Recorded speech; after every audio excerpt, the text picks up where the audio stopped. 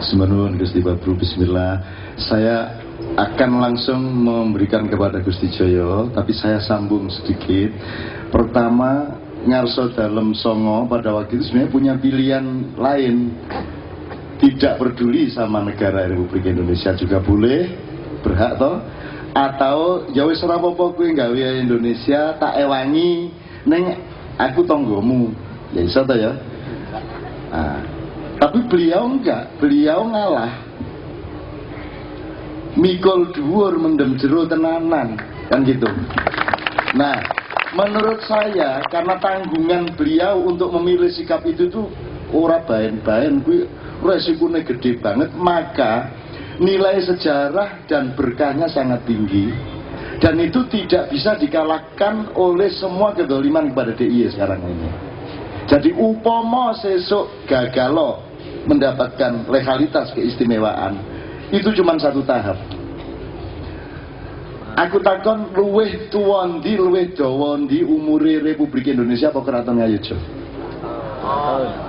Ora ana Indonesia keraton tetep keraton to. Nggih mboten? Nggih. Dadi rasa bagusi to. Rasa bagusi. Wis ta wong kene iki ya nyengkuyung kok. Kene iki ya arep bareng-bareng apik-apik kok. Ora arep piye-piye. Kuwi engko nek kowe selak saka keharusan sejarah iki engko kowe mesti ya kualat dhewe, kowe engko ya mesti bar kowe kecelek. Sebab Jogja itu sudah madeg keraton itu sudah di dalam hatinya rakyat Jogja dan sampai anak turunnya sampai kapanpun. Saya yang bukan orang Jogja aja punya keraton Jogja di dalam hati saya, gitu loh. Apa cak nun feodal rano hubungannya karo feodalisme leh? Rano hubungannya nek feodal kan aku kudu piye-piye karo Gusti Joyo. Wong aku buktine sing raktir Gusti Joyo terus kok. Kudune lah aku sing raktir. Sing ngabekti kudune ora malah sing ngejak nyate terus niku malah Gusti Joyo. Nek Gusti Prabu rencanane. Ini dereng tambahan ngoten nggih. Ning insyaallah lah. Insyaallah segera lah niku nggih. Itu yang pertama. Nomor dua, salah satu kelemahan reformasi niki karena tidak ada imamnya, tidak ada mursyidnya, tidak ada guru bangsanya. Reformasi ini melahirkan satu cara berpikir dan sikap mental yang sangat negatif, tidak hanya di bidang keistimewaan tapi juga di banyak bidang yang lainnya yang menyangkut masjid, menyangkut aliran, golongan, semua kena sikap itu, yaitu sikap untuk mentidakkan sing wis-wis. Jadi la ilahane kuat banget nang ilallah ora cetha. Ilallah ora cetha. Jadi keraton iki dianggap wis ora iki barang lawas ora. Ning sing iya piye? Ah kuwi akhire sing iya kuwi sing karepe dhewe-dhewe, pentinge dhewe-dhewe kan gitu. Itu terjadi bahkan di dalam tubuh organisasi-organisasi yang sudah ada sejak sebelum reformasi, termasuk NU, Muhammadiyah, struktur kepengurusan masjid, semua mengalami itu. Tidak saya perpanjang, tapi memang saya kira kita sedang mendapat cobaan itu. Kita bukan mau bikin Jogja ini moncar piye ora, ning diapa-apake pancen asal usule iki nek ora yoja sing ngarso dalem songo sing lilo jembar gelem nyengkuyung berdirinya NKRI kan ya ora ono. Dadi kuwi urusanmu nek kowe selak karo kenyataan kuwi urusanmu ora karo Gusti Joyo, Gusti Prabu dan rakyat Jogja, urusanmu karo Gusti Allah. Tadi kuwi menggon innahum yakiduna kaita wa akitu kaita famahilil kafirina amhilhum ruwaida. Dikasih waktu sebentar untuk nyayal kaya ngono ning sesuke mesti kewalik meneh. Terus tenang mon Gusti Prabu sing penting satene sing sebelah ndi ngoten. Ya. Itu saya kira begitu. Nah sekarang kita tidak ngomong politik. Sekarang Gusti Joyo insya Allah akan memberikan hikmah dan wacana yang lebih luas mengenai masjid ini, karena ini konsep sosial, ini konsep kosmologi, ini semua ini bukan waton gawe, itu loh. Dan Indonesia kan tidak membuat negara dengan konsep yang sekaya itu, semendalam itu. Maka tidak ada ceritanya Indonesia Jogja belajar kepada Indonesia, Indonesia harus belajar kepada Jogja. Nek kowe ra gelem tak paksa sesuk. Entenono wae waktune. Nek ora kelakon ya biasa, jen ora tau kelakon ya biasa. Itu, jadi Gusti Jaya Nyun Sewu sekarang kita sedang berada di halaman masjid besar dengan konsep bukannya sekedar masjid. Ada konsepnya. Nyun Sewu nggih Gusti, iki ana halaman ya saka sembayang kono, saka kuwi tekan kono iki diatur jarake kowe nek metu mlebu saka kauman, kuwi mlebune lewat lorong ana dalan cilik, itu ada transisi, ada konsep yang dikarepke dalam arsitektur masjid Jawa tradisional waktu itu.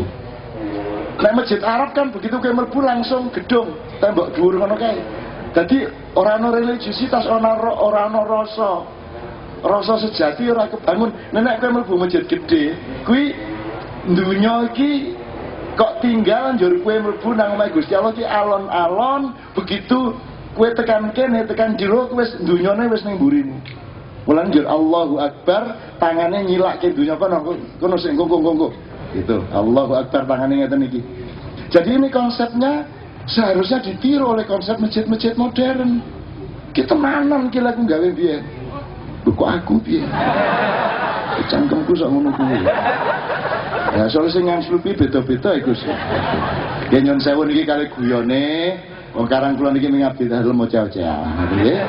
Gusti Jaya Nyun Sewu bab masjid, keraton sak piturute dalam konsep-konsep kabudayaan dan filosofi. Matur nuwun. Assalamualaikum warahmatullahi wabarakatuh. Terima kasih atas waktu yang diberikan pada kami.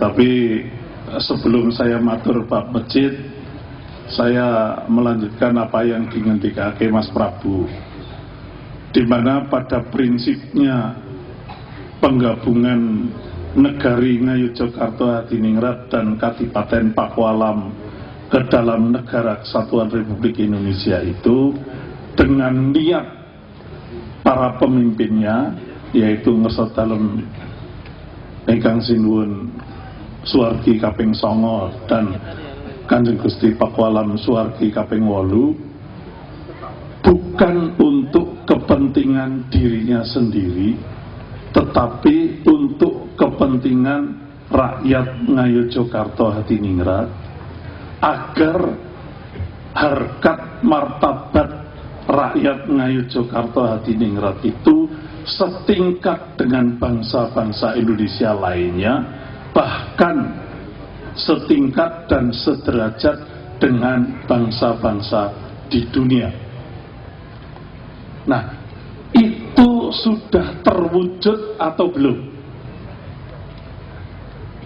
Kalau sudah, berarti perjuangan kita memasuki perjuangan tahap berikutnya setelah harkat martabat kita sederajat dengan bangsa Indonesia, bahkan dengan bangsa-bangsa di dunia. Kita harus bagaimana?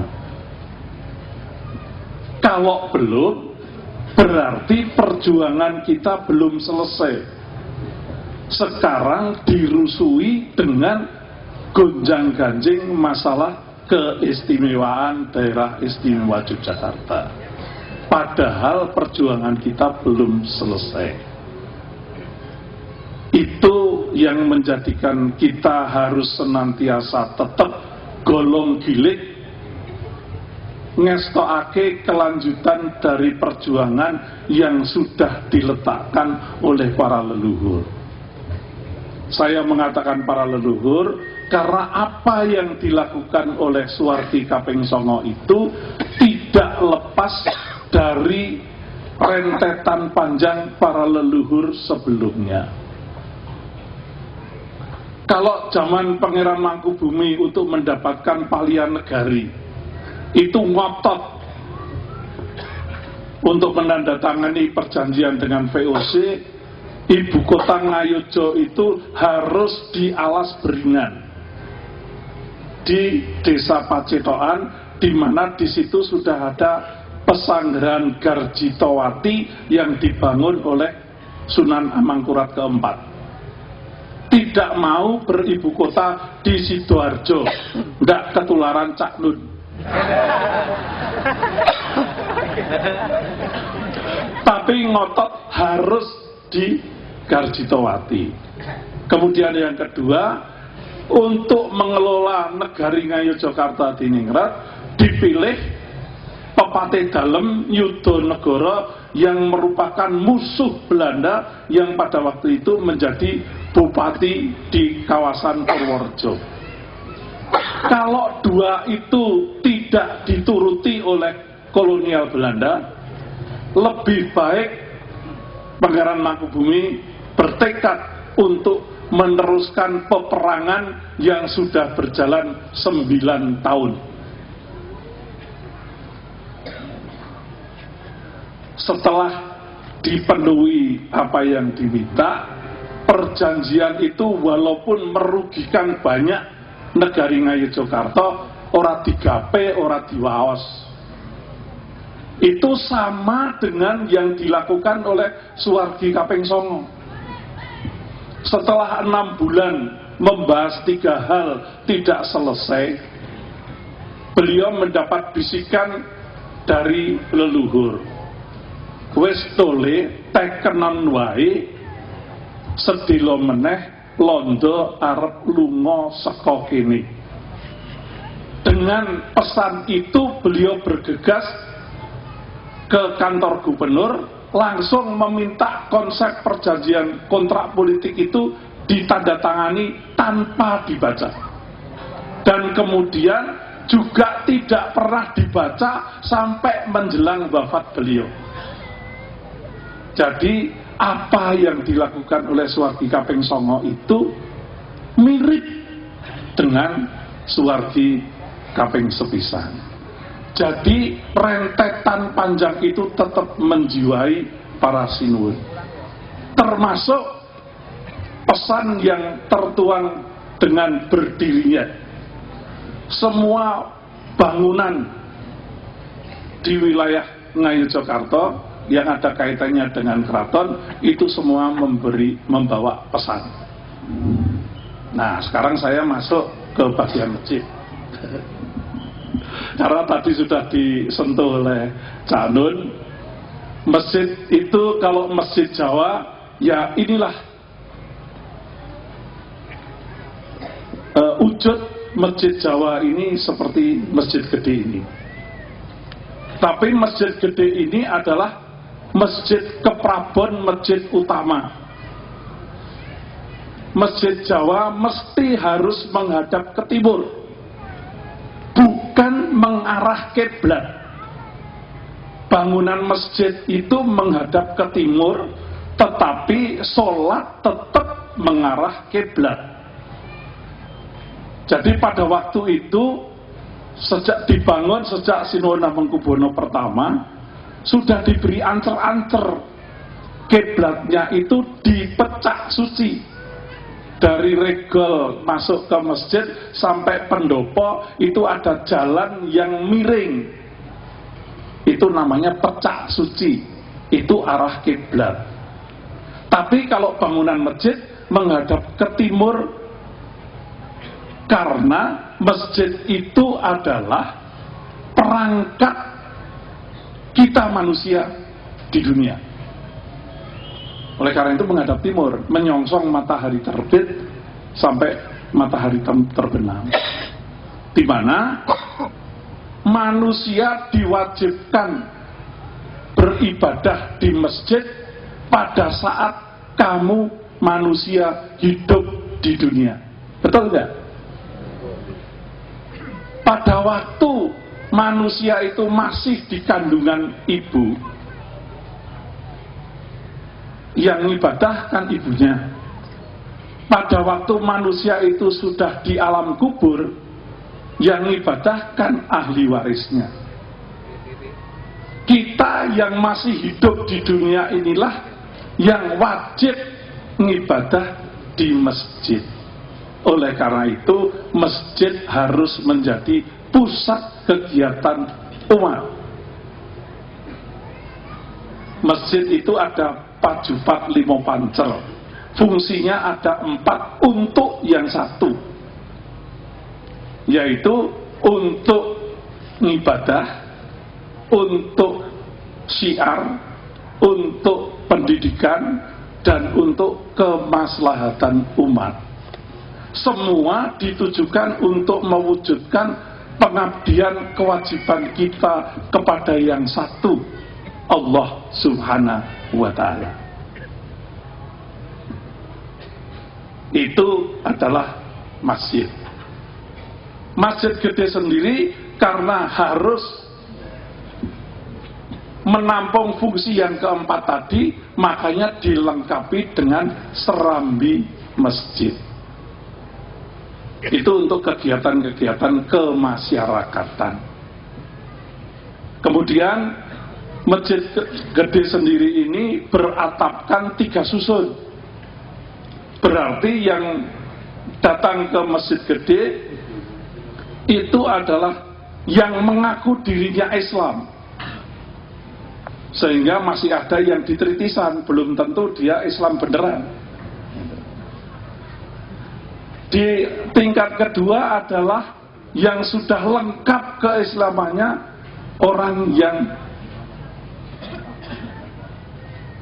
iman. Orang yang betul-betul iman pada Allah.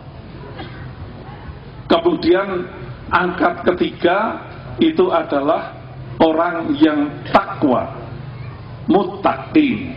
Jadi orang yang Islam, iman dan takwa menuju ke mutakaliman wahid atau menjadi insan kamil. Insan kamil adalah orang yang sudah mampu mengendalikan hawa nafsu, akan menjadi manusia utama. Diwujudkan dengan mustoko masjid. Mustoko masjid itu ujungnya adalah senjata penggada. Insan kamil itu memegang senjata bukan untuk membunuh, tetapi untuk mengendalikan hawa nafsu. Karena kalau hawa nafsu dibunuh, nah orang jadi teler semua. Jadi hawa nafsu itu harus dikendalikan. Kalau orang yang sudah mampu mengendalikan hawa nafsu, akan menjadi wong linuweh. Digambarkan di mustoko itu daun kluweh. Itu sebagai simbol orang linuweh.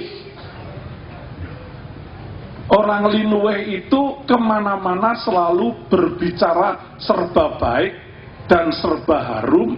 Makanya selain daun kluweh, hiasan berikutnya adalah bunga gambir. Jadi ada 3 komponen: penggada, daun kluweh, dan bunga gambir.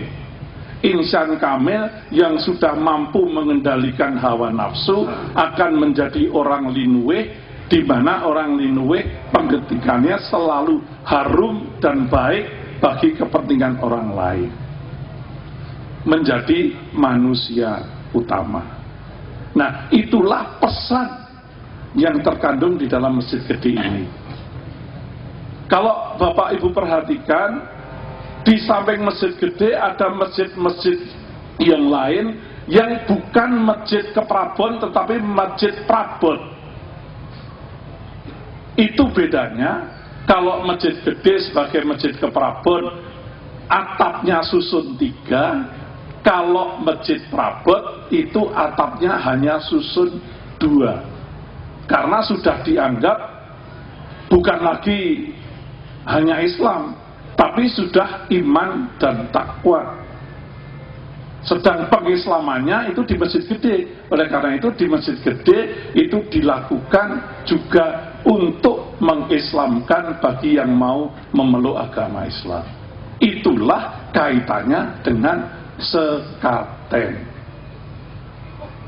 Alhamdulillah malam ini dengan Kiai Kanjeng mengawali turunnya gamelan sekaten besok hari Minggu. Mudah-mudahan ini juga akan melengkapi. Kalau gamelan sekaten itu sekaligus untuk mengundang masyarakat untuk diberi dakwah agar mau mengucap syahadattain.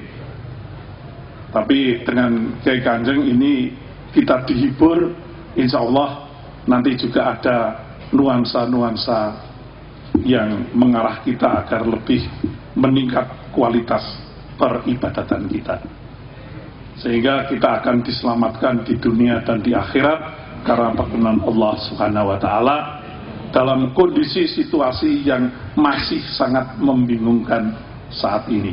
Mudah-mudahan kita tetap diberi pencerahan dari Allah sehingga kita diselamatkan oleh Allah, tidak menjadi korban kebingungan yang terjadi.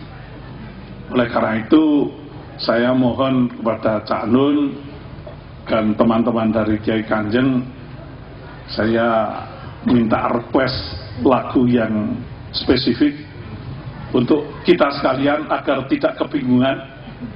Tolong nyanyikanlah Tombo Hati. Tombo Hati versinya Kiai Kanjeng, yang kemudian dilanjutkan masih ada pesan Suwargi Kaping Songo yang juga ada kaitannya dengan Tombo Hati. Mudah-mudahan itu nanti akan memberikan pencerahan bagi kita untuk memasuki suasana yang membingungkan saat ini. Kita tetap diberi dengan kekuatan iman dan takwa, dan ikatan tali yang paling kencang hanya dengan Allah Subhanahu wa Ta'ala. Matur nuwun, ada kurang lebihnya mohon maaf. Assalamualaikum warahmatullahi wabarakatuh. Tepuk tangan teman-teman semua. Sebelum Mbak Aryati, gini, saya ingin nyambung Gusti Joyo. Jadi dari arsitektur masjid ini, sampean coba ingat-ingat Mas, bedanya arsitektur modern karo arsitektur keraton dan tradisi. Nah, arsitektur saiki iki nomor 1 ora gocekan lor kidul, ora gocekan nisor dhuwur. Dadi wong saiki ora ngertine kiwa tengen. Nek dadi wong sing cahanya anyar saiki saka Tugu ora iso kae Tugu ngidul, ora iso deh. Jadi kita sudah kehilangan skala kosmologis. Orang Jakarta sudah nggak ngerti mana utara mana selatan. Nah, arsitektur modern itu pencapaiannya sangat rendah, yaitu pokoknya ketoke apik, disawang ki penak, mengono tok. Tapi tidak ada kandungan apa-apa di dalam pemandangan sing penak kuwi. Arsitektur seperti Masjid Agung ini, Masjid Besar Jogja ini, Masjid Keprabon ini ya, ngaten iki.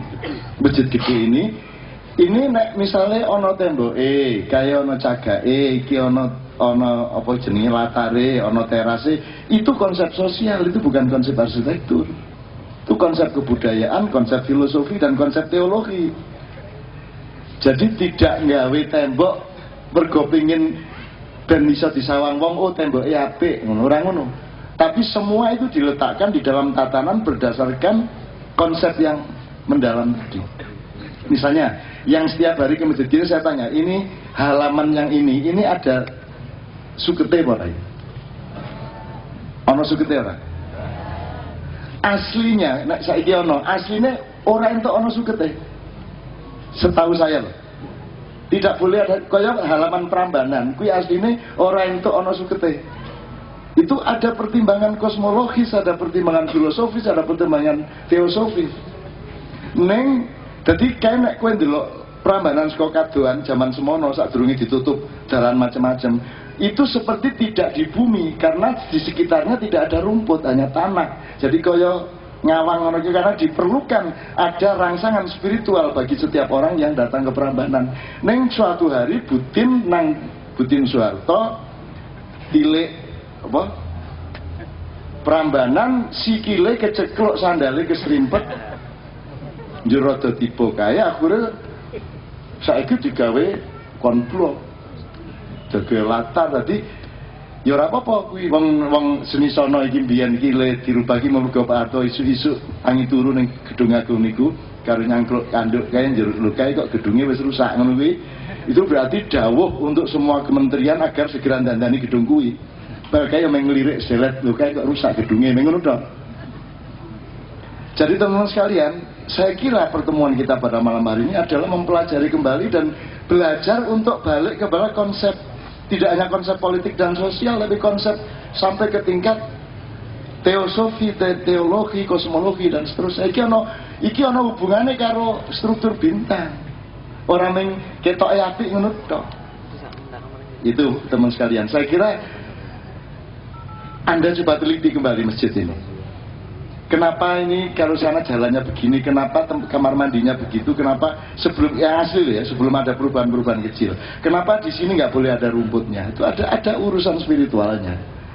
Dan untuk apa hidup kok tidak spiritual itu untuk apa? Termasuk tidak ada menaranya. Dipun anu Gusti, filosofine kok ora ana menarane gitu. Ya itu tadi, karena dari semua yang ada itu sudah jangkep. Nah, menara itu posisi untuk muadzin yang lebih tinggi daripada umat. Padahal ini masjid keprabon yang setiap saat itu ada kehadiran ingkang sinuwun maupun tamu-tamu negara. Sehingga kalau ada muadzin yang naik di menara, itu berarti ngelangkahi beliau-beliau. Oleh karena itu tidak perlu memakai menara. Nah, sekarang kalau memang dibutuhkan gaung suara dari masjid ini semakin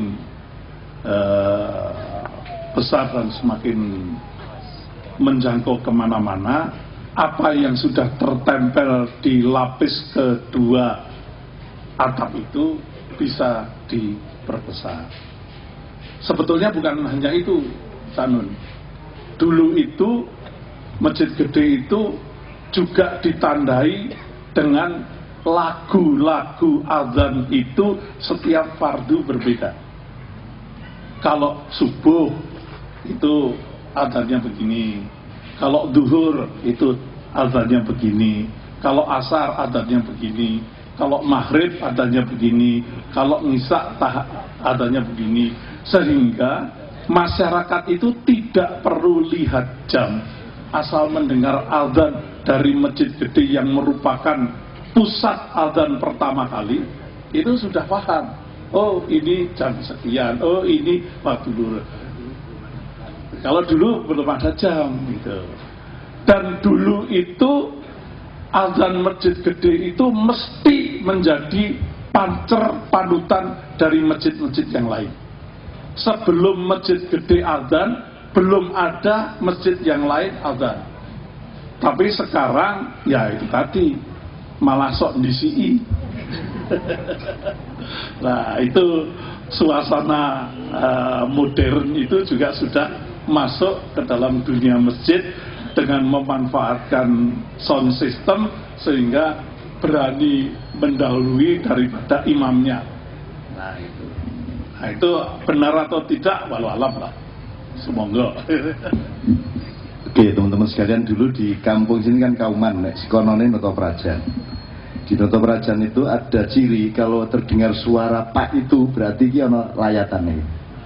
Soalnya sing ngomongke meski pak kui, nek ana krungu suarane pak kae iki berarti ana sing lelayu ya, ana sing dipundhut. Pak Damanhuri jenenge. Suatu hari ana pengumuman kematian kok dudu suarane Pak Damanhuri, berarti sing dijupuk Pak Damanhuri. Kira-kira ngono masyarakate gitu. Kuwi ana kuwi diapalke karo Cah Noto Prajan ning mburi kuwi iki. Suronatan. Nggih.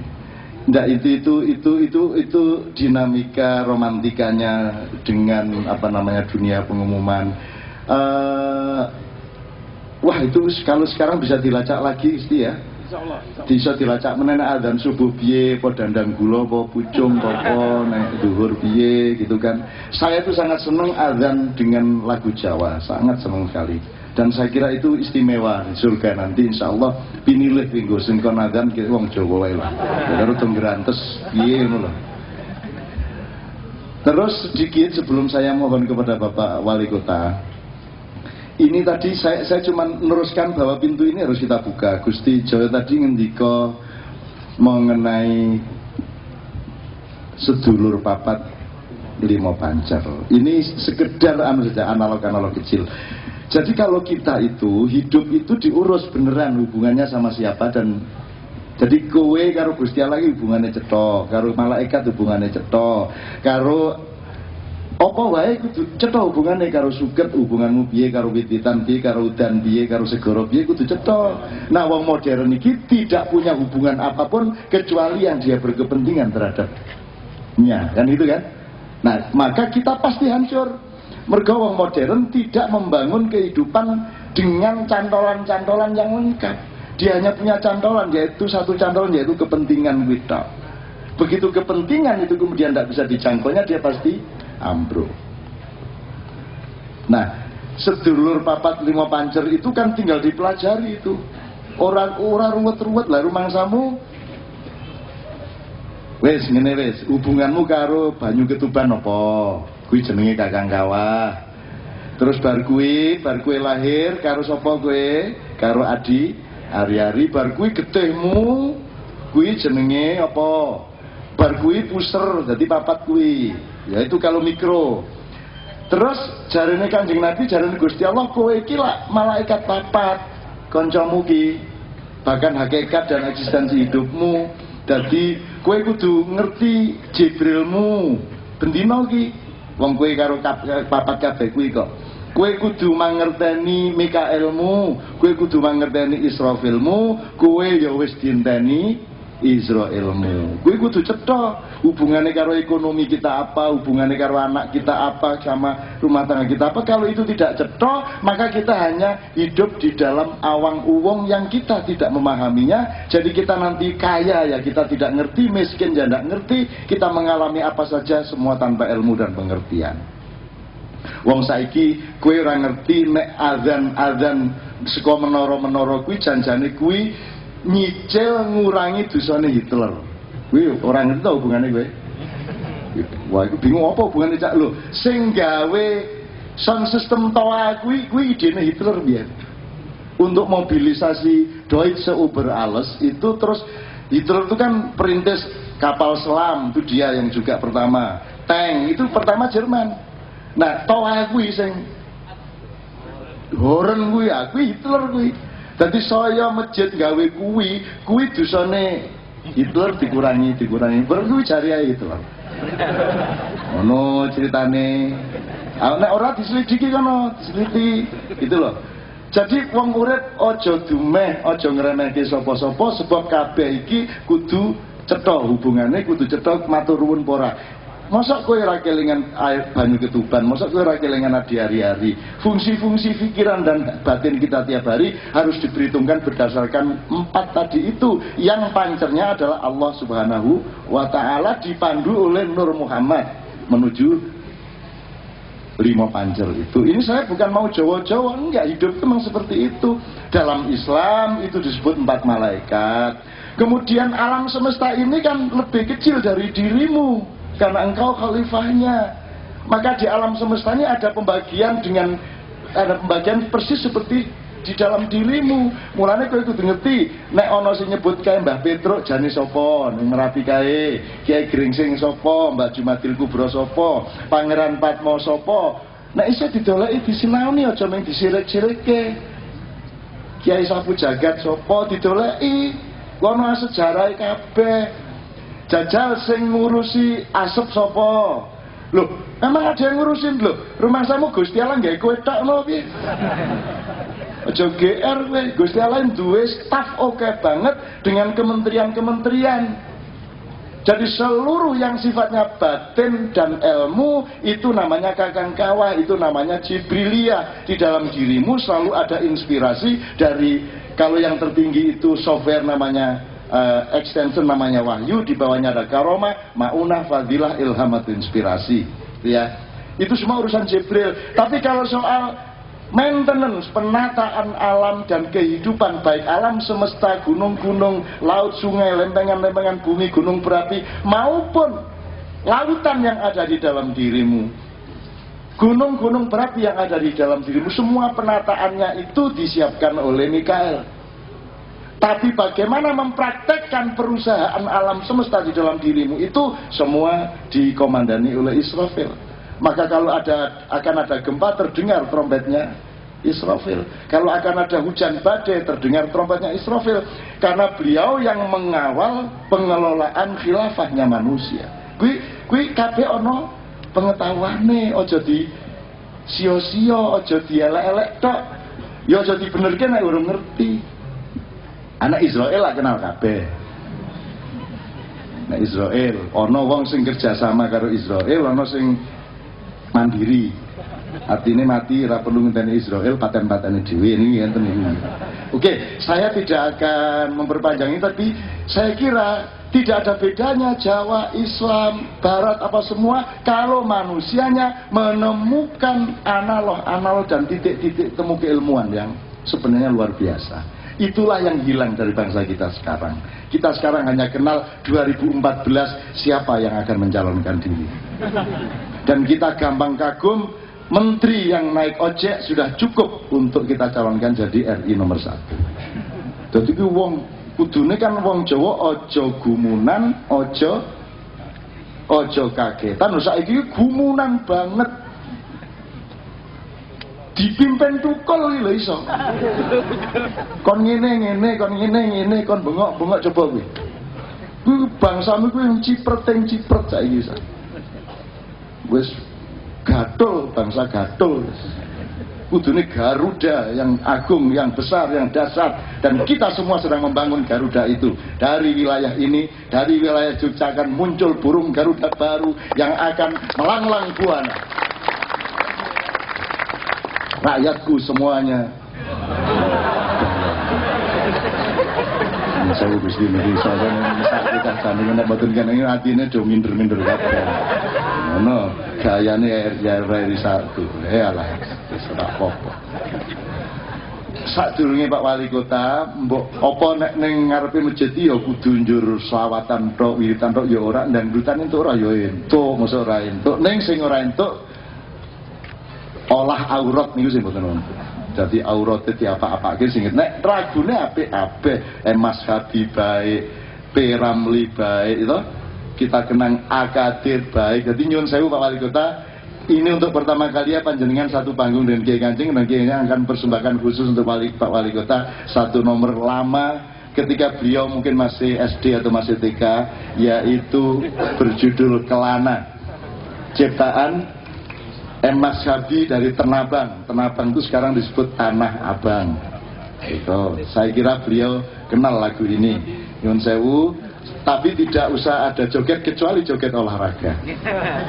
Nek joget aurat kuwi monggo di sengkuyung dhewe-dhewe di kamarnya masing-masing dengan istri atau suami masing-masing, dan yang masih belum istri monggo dikerjakan sendiri-sendiri.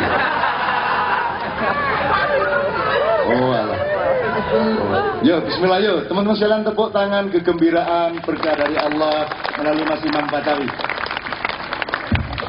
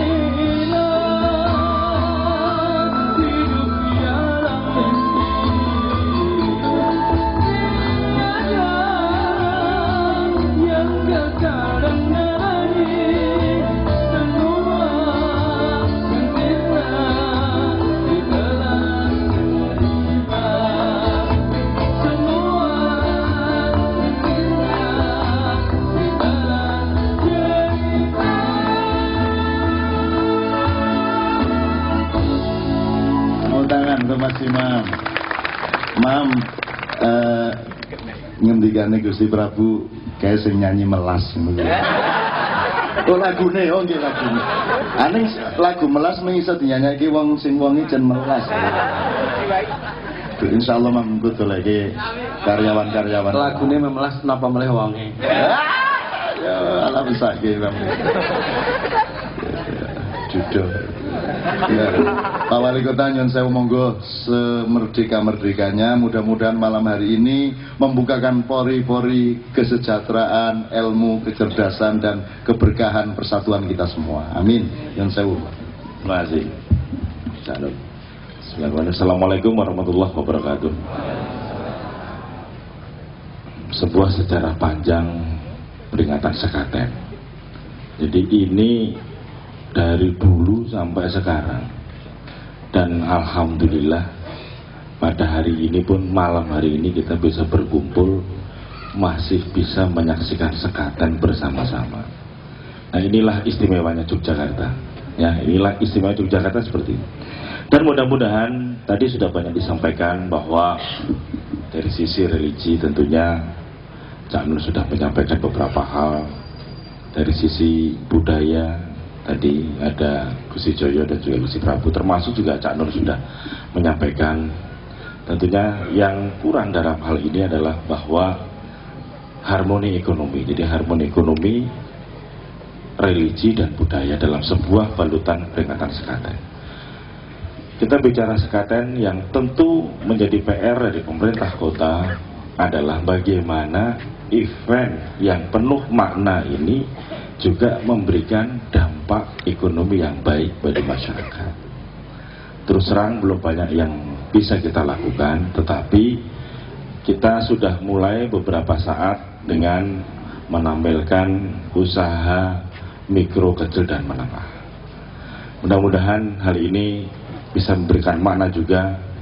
Di satu sisi kita pengajian di sini, tapi di sisi lain saudara-saudara kita di sebelah timur sana, di alun-alun, menjagakan dagangannya, berjuang untuk menghidupi keluarganya. Mudah-mudahan barokah sekaten ini juga ada pada saudara-saudara kita yang ada di sebelah timur sana. Karena kita bicara sekaten, tentu kita tidak akan lepas bicara tiga aspek, tiga space yang ada: keraton, alun-alun, dan masjid.